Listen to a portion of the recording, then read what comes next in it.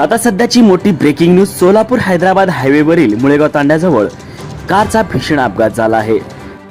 Car गाडी ही डिवायडरला आदळल्याने हा अपघात झाल्याची माहिती समोर येत आहे. अपघात झाल्यानंतर कारला भीषण आग लागली.